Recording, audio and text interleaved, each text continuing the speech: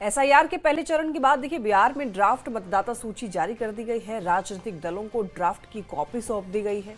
ECI की website पर मतदाता अपना अपना नाम चेक कर सकते हैं। वहीं एसआईआर के मुद्दे पर अब सियासत भी तेज हो चुकी है। विपक्ष जहां निर्वाचन आयोग की प्रक्रिया पर सवाल खड़े कर रहा है, तो सत्ता पक्ष की ओर से पलटवार किया जा रहा है।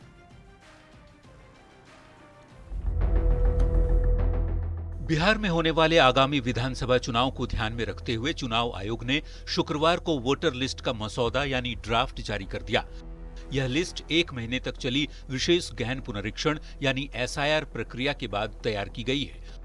अपना नाम ऑनलाइन निर्वाचन आयोग की आधिकारिक वेबसाइट पर आप देख सकते हैं voters.eci.gov.in पर।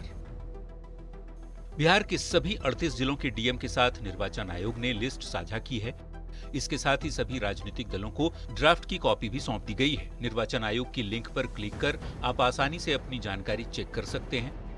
लिंक खोलने पर एक पेज खुलेगा जहां 4 अलग-अलग ऑप्शंस दिए गए हैं।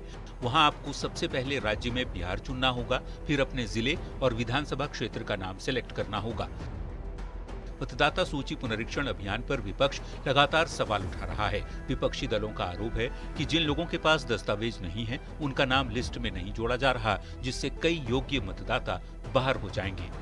किस आधार पर आप कह रहे हैं कि यह डबल है, इसका नाम ट्रेसलेस है? क्या इसका आधार है? तो उन्होंने क्या जवाब दिया? कोई संतोष, उन्होंने कहा कि बीएलओ की जो रिपोर्ट किया उसके आधार पर कोई, हम लोगों ने कहा कि भाई कानूनी प्रावधान है कि किसी का नाम आप अगर मतदाता सूची से हटाते हैं तो उसको नोटिस करना है। तो इतने मतदाताओं का नाम आपने हटा दिया, किसी को नोटिस आपने नहीं किया, तो यह तो जो है कानून का खुला उल्लंघन है।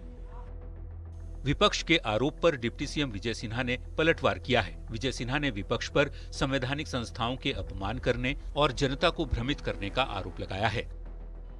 देखिए, एसआईआर बहाना है, संविधान का अपमान करना इनका निशाना है। ये संवैधानिक संस्था का अपमान करते हैं। जब माननीय न्यायालय एक बार नहीं 2 बार कह चुके कि हम नहीं रोक सकते, आपको कोई खामी कमी है, कोई आपत्ति है, वो उपलब्ध कराइए, हम उसको देखेंगे। फिर भी जनता को भ्रमित करने के लिए अपने हार का ठीकरा चुनाव आयोग पर फोड़ने का ये राजद कांग्रेस के लोग बहाना ढूंढ। बिहार से शुरू हुई एसआईआर की प्रक्रिया पूरे देश में लागू की जाएगी। बिहार चुनाव से पहले विशेष गहन पुनरीक्षण की पूरी प्रक्रिया पर विपक्ष सवाल उठा रहा है, जिस पर निर्वाचन आयोग की तरफ से पॉइंट टू पॉइंट जवाब भी दिया गया है। इसे पूरी तरह से पारदर्शी और नियम के अनुकूल प्रक्रिया बताया गया है। न्यूज़ 18 के लिए पटना से रवि एस नारायण के साथ ब्यूरो रिपोर्ट।